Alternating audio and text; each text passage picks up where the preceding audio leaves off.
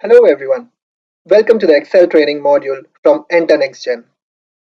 In today's video, we'll learn one of the most common functions used in Excel, VLOOKUP.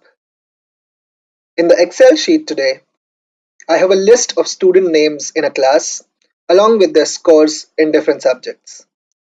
In a typical scenario, you would need the vertical lookup or VLOOKUP as it's commonly called to find a subset of values from a much bigger list. So on the right here, I have listed 5 students from this classroom and I need to find their scores in the respective subjects. Now you might be thinking, why do I even need another function for the same? I can use Control F or the find function and enter the data in individual cells. But imagine that you have to find hundreds of rows of data from a bigger array of thousands. That's when it becomes impossible to find and enter individual cell data. So now I start writing my VLOOKUP function in the first cell. As you can see, it's asking me the lookup value or the value that it needs to search in the bigger data array. In this case, I want VLOOKUP to search ARIA for me in the bigger list. So I click on that cell and it lists down the cell number of the lookup value. Next, it's asking me the table array or the data source where it should perform the search.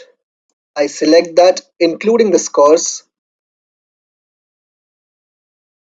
Next, the function is asking me the column index number. Let me explain this a little more in detail. When you perform the VLOOKUP function, it will search for ARIA. But when it finds that row, what value do we want it to enter out here? For our scenario, it's her score in maths. That particular data lies in the second column, hence the column index number would be 2 out here. Lastly, it's asking me whether the search needs to return an exact match or an approximate match. For most of the scenarios, I would recommend using exact match, which is the false option out here.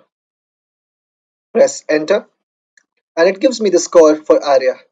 Now I just need to copy this and paste it for the rest of the students. But wait a minute, it's throwing an error for Brian. It could not find Brian from the list of students, but if you see out here, Brian is the first student in the class. This brings me to the most important step when you perform a VLOOKUP. I'm placing the cursor on the VLOOKUP function for Brian to see what's gone wrong. And you can see that the data array has shifted to A6 to D32. But my data is actually lying in A2 to A28. This happened because I did not lock the data array or the data source when I wrote the function. To do that, you need to place a dollar sign in front of the column and in front of the row of the data source. I do that and copy and paste it again. And now you can see it could find Brian from the list and return his math score. Confused? Don't be. We'll do this one more time to see that we got this right. So for the physics score of students, I write the VLOOKUP function again. The lookup value is still the student name. The data array remains the same. To lock my data array, I can either enter the dollar sign or press F4, which will automatically get that for me. Now, physics is in the third column, so my column index number would be 3. And I want the exact match, so I enter false. I copy this and paste it for my rest of the values. There you go. That's how you perform a VLOOKUP function.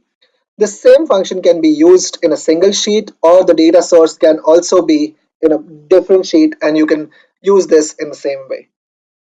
Hope you liked the training video today. If yes, do click the like button and subscribe to our channel Enter Next Gen. You will find here a lot more videos, not only on Excel but a bunch of other technical